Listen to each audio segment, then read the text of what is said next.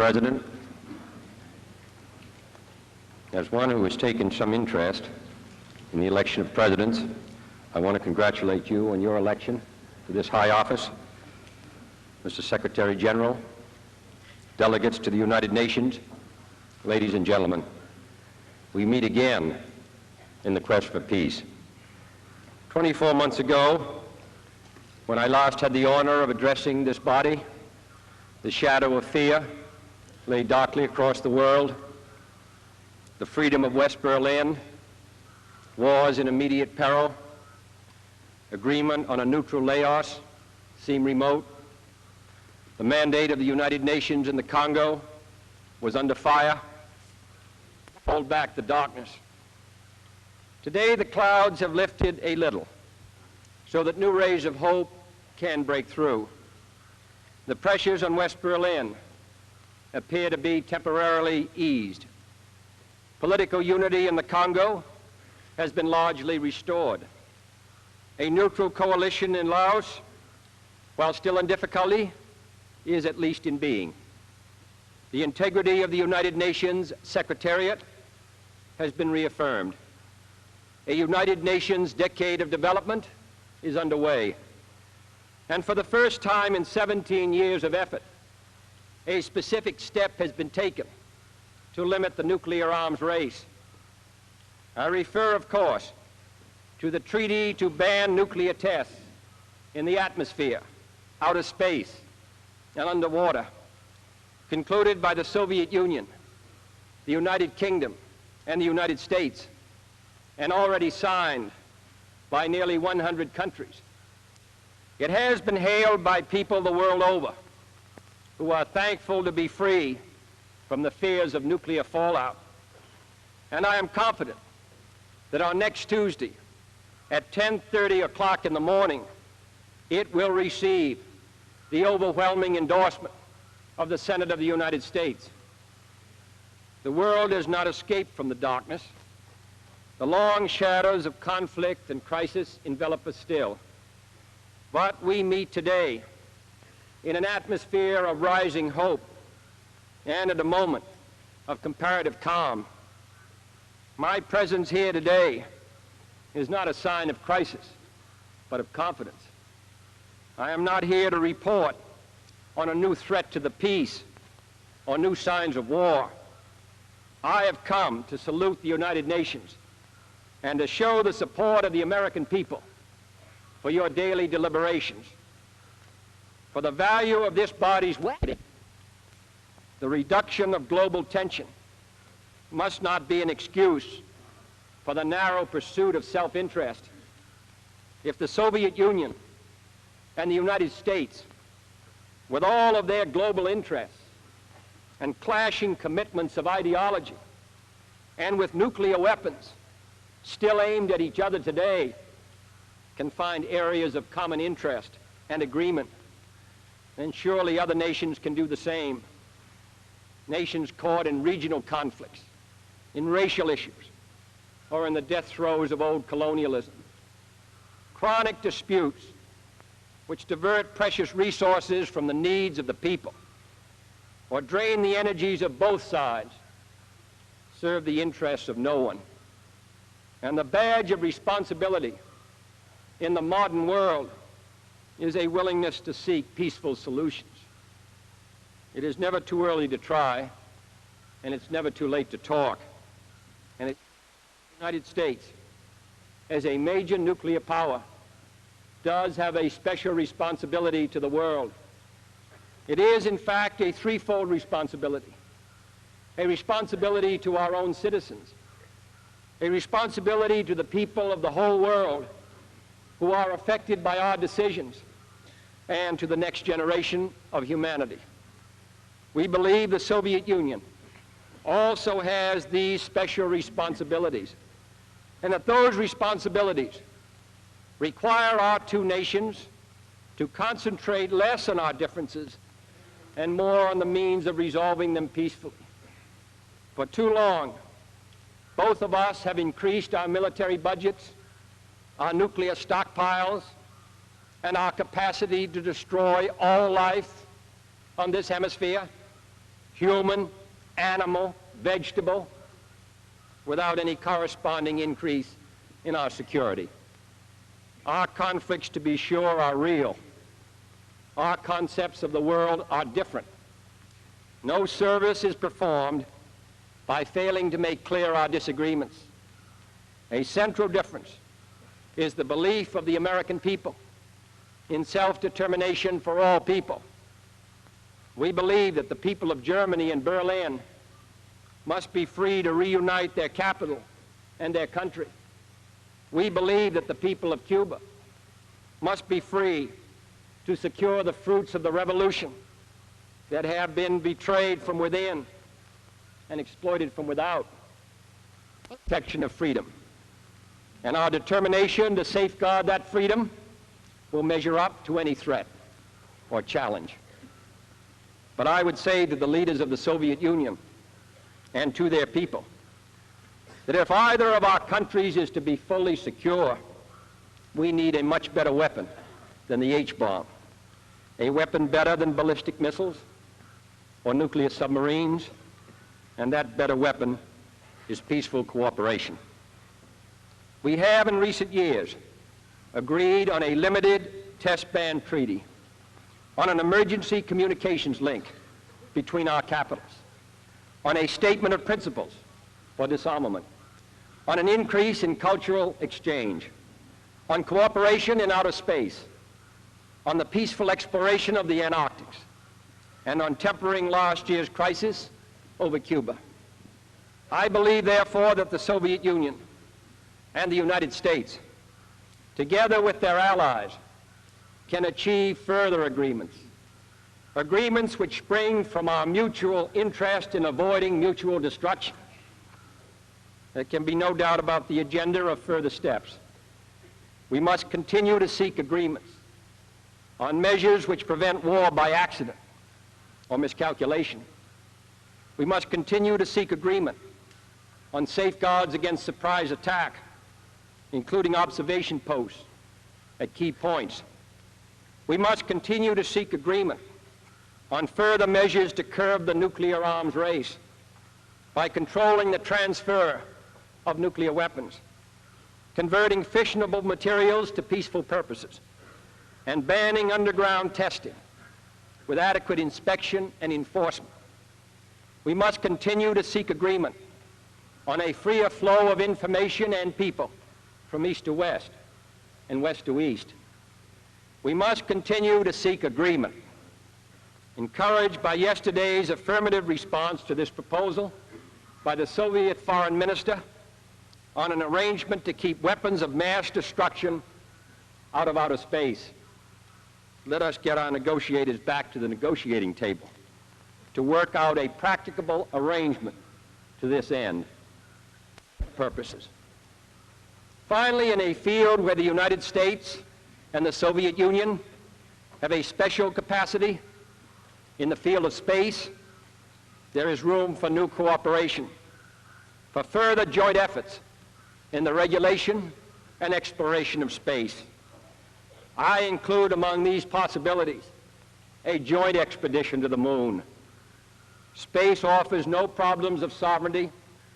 By resolution of this assembly, the members of the United Nations have forsworn any claim to territorial rights in outer space or on celestial bodies, and declared that international law and the United Nations Charter will apply.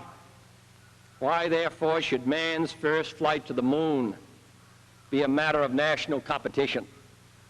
Why should the United States and the Soviet Union, in preparing for such expeditions, become involved in immense duplications of research, construction, and expenditure?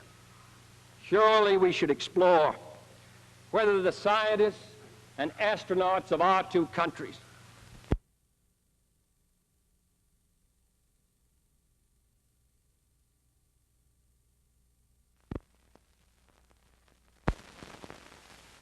stronger than error, and that freedom is more enduring than coercion. And in the contest for a better life, all the world can be a winner.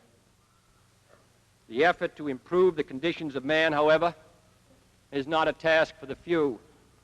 It is the task of all nations, acting alone, acting in groups, acting in the United Nations. For plague and pestilence and plunder and pollution, the hazards of nature and the hunger of children are the foes of every nation. Has man had such capacity to control his own environment, to end thirst and hunger, to conquer poverty and disease, to banish illiteracy and massive human misery? We have the power to make this the best generation of mankind in the history of the world, or to make it the last. The provision of development assistance by individual nations must go on, but the United Nations also must play a larger role in helping bring to all men the fruits of modern science and industry. A United Nations conference on this subject, held earlier this year at Geneva, opened new vistas for the developing countries. Next year, a United Nations conference on trade will consider the needs of these nations for new markets. And more than 4/5 of the entire United Nations system can be found today mobilizing the weapons of science and technology for the United Nations decade of development. But more can be done. A World Center for Health Communications under the World Health Organization could warn of epidemics and the adverse effects of certain drugs, as well as transmit the results of new experiments and new discoveries. Regional research centers could advance our common medical knowledge and train new scientists and doctors for new nations. A global system of satellites could provide communication and weather information for all corners of the earth. A worldwide program of conservation could protect the forest and wild game preserves now in danger of extinction for all time, improve the marine harvest of food from our oceans, and prevent the contamination of air and water by industrial as well as nuclear pollution. And finally, a worldwide program of farm productivity and food distribution, similar to our country's Food for Peace program, could now give every child the food he needs. But man does not live.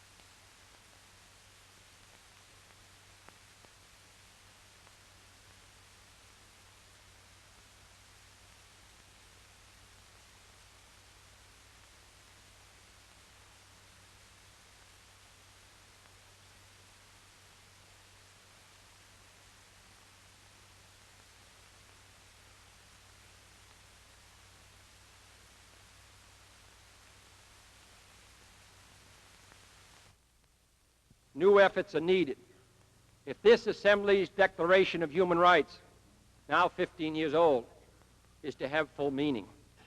And new means should be found for promoting the free expression and trade of ideas through travel and communication and through increased exchanges of people and books and broadcasts. For as the world renounces the competition of weapons, competition in ideas must flourish. And that competition must be as full and as fair as possible. The United States delegation will be prepared to suggest to the United Nations initiatives in the pursuit of all these goals For this is an organization for peace, and peace cannot come without work and without progress. The peacekeeping record of the United Nations has been a proud one, though its tasks are always formidable. We are fortunate to have the skills of our distinguished Secretary General and the brave efforts of those who have been serving the cause of peace in the Congo and the Middle East, in Korea and Kashmir, in West New Guinea and Malaysia. But what the United Nations has done in the past is less important than the tasks for the future. We cannot take its peacekeeping machinery for granted. That machinery must be soundly financed, which it cannot be if some members are allowed to prevent it from meeting its obligations by failing to meet their own. The United Nations must be supported by all those who exercise their franchise here, and its operations must be backed to the end. Too often a project is...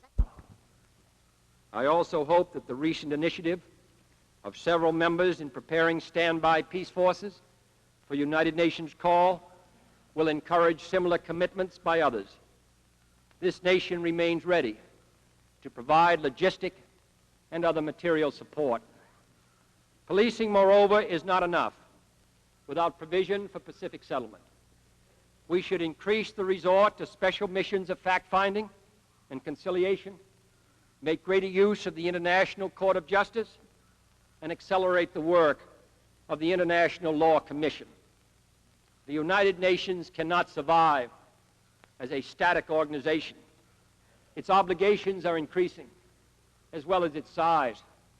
Its charter must be changed, as well as its customs. The authors of that charter did not intend that it be frozen in perpetuity. The science of weapons and war has made us all, far more than 18 years ago in San Francisco, one world and one human race with one common destiny. In such a world, absolute sovereignty no longer assures us of absolute security. The conventions of peace must pull abreast and then ahead of the inventions of war. The United Nations, building on its successes and learning from its failures, must be developed into a genuine world security system. But peace does not rest.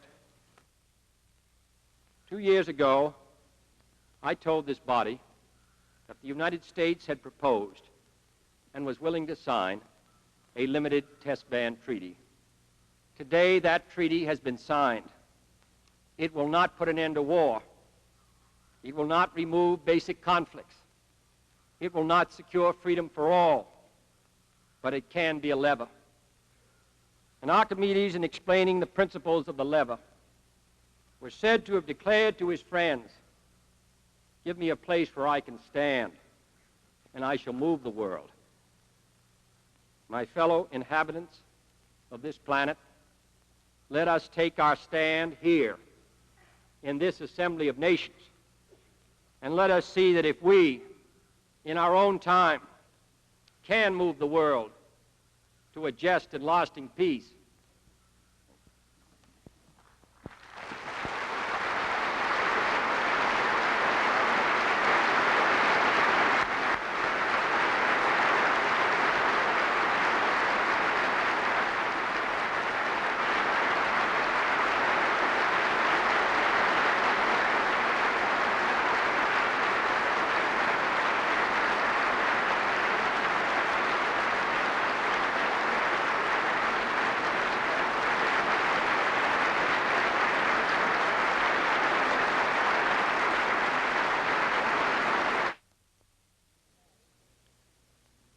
En nombre de la Asamblea General, deseo dar las gracias a Su Excelencia por las importantes palabras que acaba de dirigirnos.